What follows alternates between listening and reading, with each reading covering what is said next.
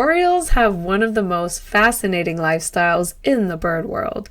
I can tell you that during fall migration, I usually get to see one every year because they come into my neighborhood and they get in these tall Australian pines, or there's this one specific area that they like to hang out on tall snags.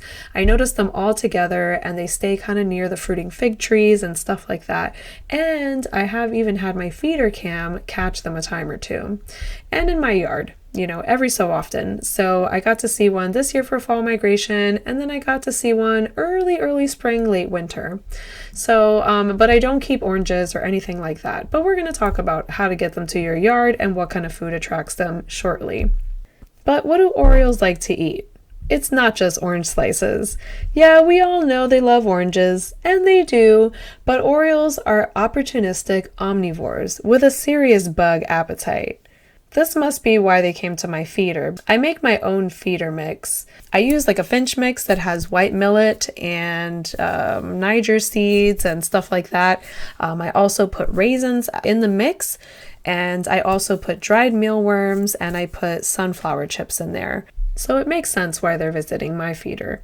But the full menu for Baltimore Orioles would be insects like caterpillars, beetles, grasshoppers, and spiders, protein power for baby season, fruit like cherries, mulberries, and just berries in general, and nectar, both from flowers and from feeders, just like hummingbirds, but bigger and sassier. And during nesting, protein is king. Bugs make up the bulk of their diet to fuel those growing chicks. So, you want them in your yard, don't you? Here's how to win them over. If you want a Baltimore Oriole to visit your yard and possibly stick around, provide some halved oranges in early spring. If you're up north, I'm going to tell you what to do if you're down south though. So you don't want to put oranges out if you live in Florida. You're just going to have a big old feeder full of ants. That's all you're going to get, and they're just going to rot away in the sun. But if you're up north, you can do oranges. Not if you're in Florida though. You can offer a nectar feeder just like you would with hummingbirds. You can plant native trees and berry bushes. This is what I, suggest more if you're in Florida.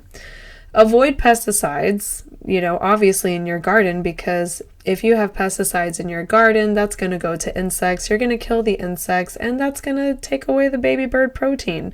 So you don't want to do that. And these birds have a sweet tooth and an eye for a good snack bar. So get your yard set up ready, and they'll come back year after year. Mulberry trees are super duper easy to grow. All you have to do when they start getting really tall, just keep, trimming them and cutting them back. And it's like every time I trim one, it fruits. So I would say provide that if you're in Florida.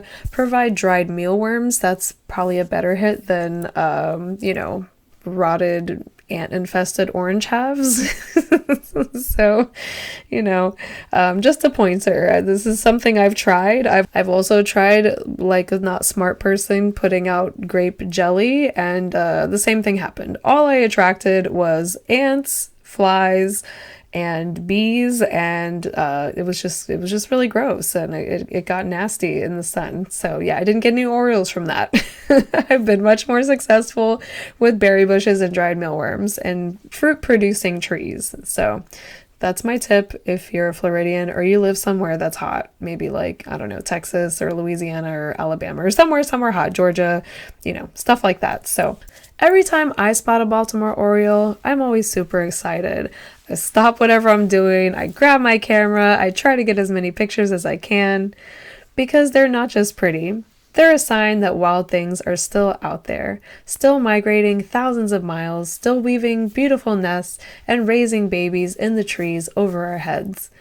They're also a reminder for me of God's beautiful creation, creating something so beautiful and colorful and vivid. I just love it. It's always an awe to me every time I see something like that. They're also a reminder that the bird world doesn't just belong to remote jungles. It's in our backyards, it's in our neighborhood, and it's up to us to make sure it stays that way. So put out those oranges, keep your garden wild, and make a little space for the most tropical bird to ever grace the maple tree outside your window.